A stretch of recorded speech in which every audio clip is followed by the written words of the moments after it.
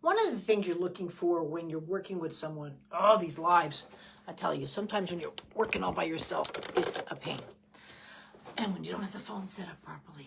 Anyway, one of the problems with working with adults, I mean it sincerely, is you have to look through. Just like when I say I need your video of your thing. I know people have diagnoses and this, that, the other, but people get pigeonholed into this spot hurts, this is not working, or this is why it's happening, or I was fine until I had the car accident. I'm telling you, I'm a freak of nature. Anybody who's worked with me, I'll be like, yeah, but you fell out of a tree when you were 14. How did you know that?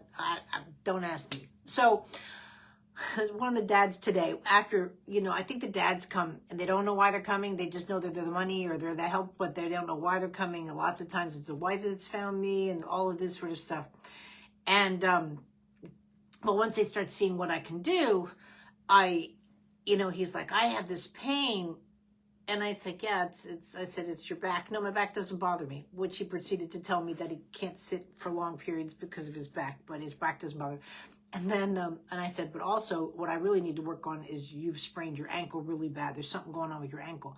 He's like, no, I didn't sprain it. I sprained it. I broke my leg in 2 places. Well, okay, I was like off by this much, but he just kept saying, but you're wrong, but you're wrong. And I'm like, listen, I have back problems. I have it in I have issues here in my lower back.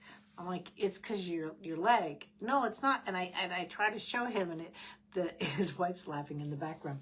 So needless to say, Dad's gonna be getting a lesson because I got to work on his leg and figure out because what's going on, especially if he's got plates in there. Metal doesn't rotate. This is the biggest problem with adult-based surgeries is that they put metal in. Well, metal doesn't move. They think, oh, your bones don't move. Yeah, they do. They collect oxygen. They make blood. They do all sorts of things. We don't have dead bones in our body. We have living bones. Very similar. It's sort of like being in the caves when you're seeing living stalactites and stalagmites versus those that have petrified. I'm not dealing with a skeletal system of a body that's dead. I'm dealing with a living organism, and it's the bones move. If they didn't move, we'd really break a lot of bones if we fall and stuff because you don't have that buoyancy, that give and take, that push pull. So when you're working with anybody, right? I know people think person, diagnosis, stress, problem, chronic. This, okay, I'm chronic. Now this is where I need you over in the chronic area. But the living body and the human beings it's stressful. So now, like, if you came to me and said I was in a car accident and, I got hit here and I shattered my scapula, which has happened. I worked with a woman, her scapula shattered in 9 places.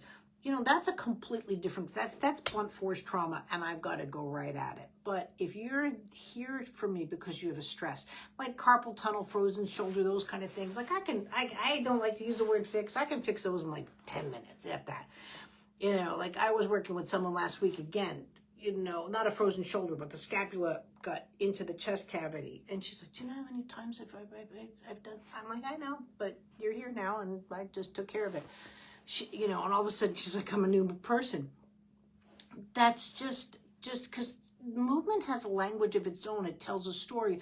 And I know a lot of people think that what's going on. I was fine until I had the stroke. And again, those kind of things do happen. But you had a life beforehand. You did fall off a bicycle. Your mom found you crying when you're 2 years old. Who knows, where it happened. But I look at movement like you're throwing a rock into a pond.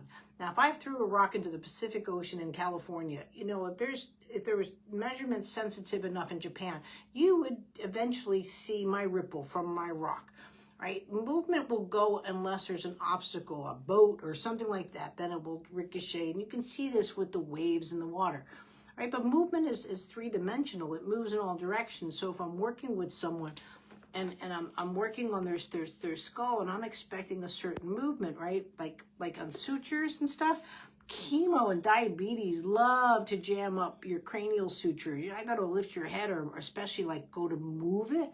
Like, oh, what the heck? It almost feels like someone took a hammer and went in there, for lack of a better analogy. And I've really got to like go into these small sutures and get them to cross a midline. Like, that's how gentle it has to be.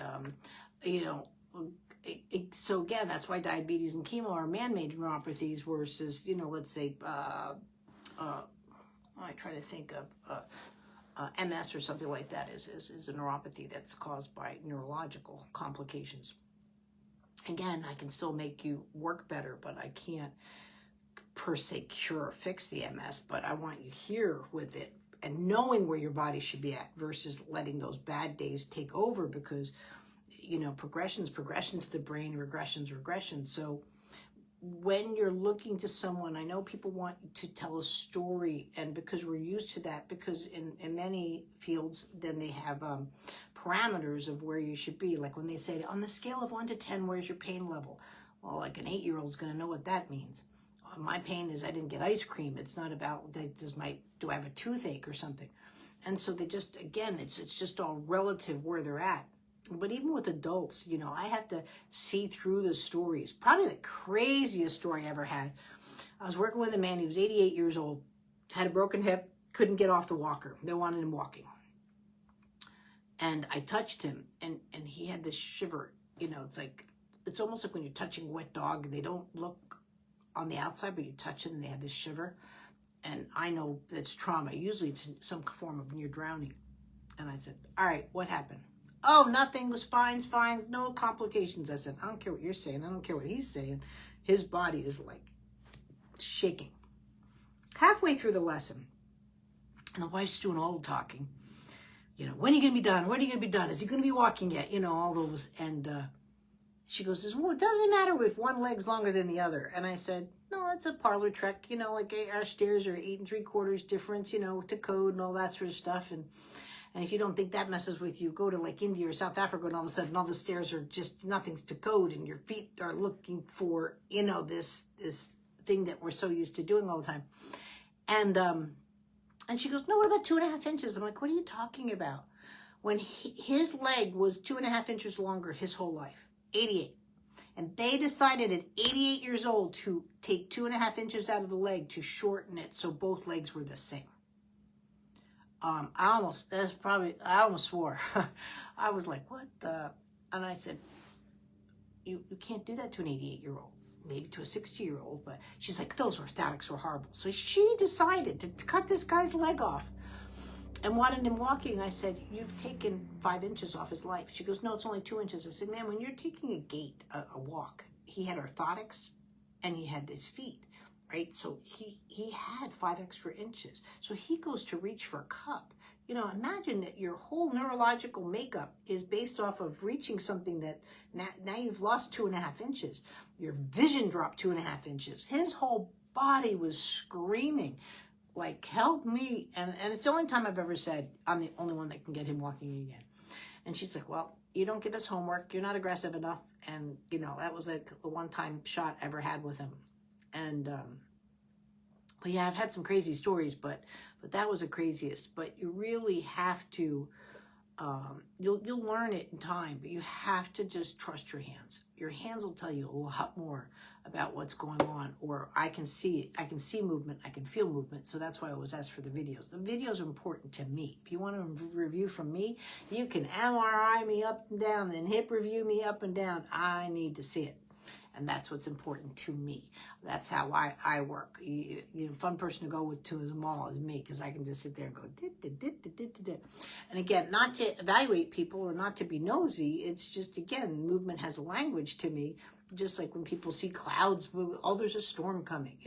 That's just my language, and I know it. I'm trying to teach it to all of you, but it's very interesting to work with adults and to go past that and take them past to also to the knowledge that they can feel better. I was on one of my boards on Facebook, and it's like, is it normal to be in pain every day just because of the age? And I'm like, absolutely not. Everybody else is like, yeah, that's just welcome to old age. And I'm like, you're crazy. Why would you be looking for constant pain? Why? If that was the case for old age, then nobody would want to get old and or go into that phase of life. No, you just shouldn't be in pain.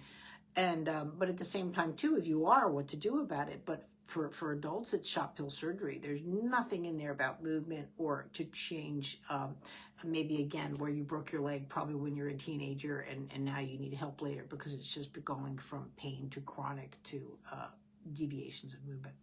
That's all.